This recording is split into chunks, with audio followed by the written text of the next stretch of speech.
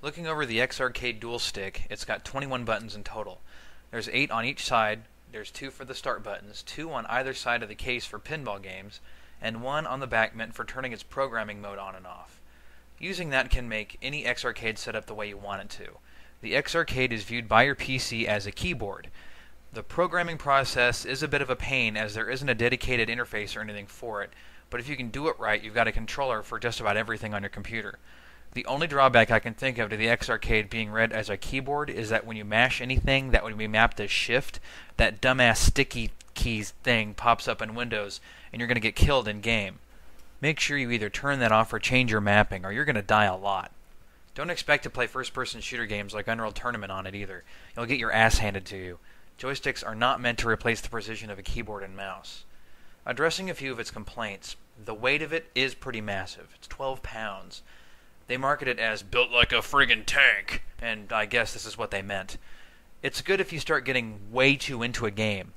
You remember as a kid playing something like Teenage Mutant Ninja Turtles or Galaga or something? You're almost hanging off of that joystick in the heat of the moment. This stick feels like it could take that punishment if mounted properly. It feels like it was taken off of an arcade cabinet and then sold to you. The parts aren't actual arcade parts, since none of X-Arcade stuff was ever really in an arcade, but they may as well have been. It comes also with a lifetime warranty, so if it does fail in any way, X-Arcade will fix it and reimburse you for the postage in sending it. Some people complain that the X-Arcade isn't as useful as a Japanese stock arcade stick. The buttons aren't as responsive as Japanese parts, and that a stick that is self-built with Japanese parts is just plain better. The only way to compare these is to find today's holy grail of gaming, which is a living arcade. I'm lucky enough to live next to Arcade UFO in Austin, Texas. This place is usually shoulder to shoulder with aforementioned dirty dogs of gaming, but I managed to get in before it got too busy. This is where nerds come to claim manhood. Even Arcade UFO's carpet is awesome. The guys working at UFO today were nice enough to let me take in my X-Arcade stick and take some pictures. Hey, why not? Free advertising. They've been in business for about a year, and their cabinets are stocked with authentic Japanese arcade parts. What's in these cabinets is what's considered to be the best of the best in these circles. Joysticks are Sanwa JLF TP8Ys, and the buttons are Sanwa OSBF 30s. These are the same parts in the Mad Catz Street Fighter IV Tournament Edition fight stick I mentioned earlier. The X-Arcade is based off of American setups, but I couldn't find any near me to compare it to, as American arcades are pretty much dead.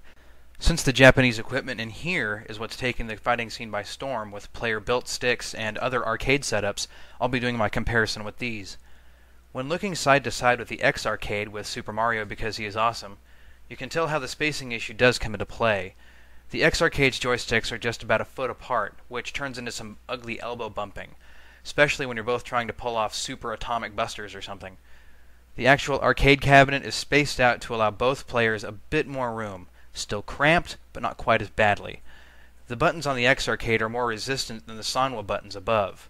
The cabinet's buttons had almost no resistance at all. You rest your fingers on them, and they just about fall under the weight of your hand. Comparing the X-Arcade to the Japanese cabinet makes it feel like I'm almost arm wrestling somebody. Built like a friggin' tank, to beat a dead horse. The throws, or amount of space from one end of the joystick's range of motion to the other, were pretty similar. The X-Arcade's was just barely larger, but it's really not noticeable. The lack of resistance in the buttons and joysticks is good for precision-demanding games, so I'm only fighting my opponent and not my controller.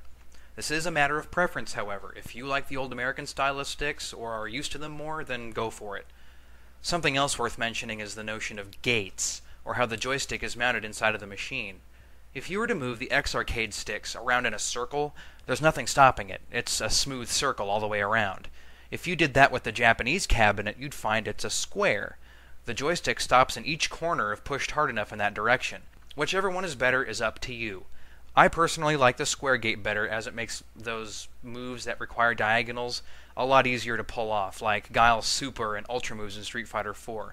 But once again, I have to stress that's a matter of preference. And now the biggest problem that the X-Arcades have is that lag issue again. In the arcade, cabinets responded the way you'd expect them to. You push a button, something happens pretty much instantly. At home with the X-Arcade, when hooked up into a PC, the same happens, because the X-Arcade is set up like a keyboard. The response time is exactly the same.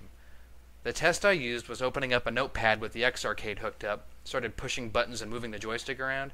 This garbled mess showed up, but the important thing is that it showed up the instant I hit a button. No PC lag whatsoever. Playing MAME was a dream with this. It does feel just like the arcade. Something else that the X-Arcade stick offers is hookups to just about every modern gaming system out there. Microsoft is made of ass, though, because they don't support any third-party controllers, the X-Arcade being one of all of them.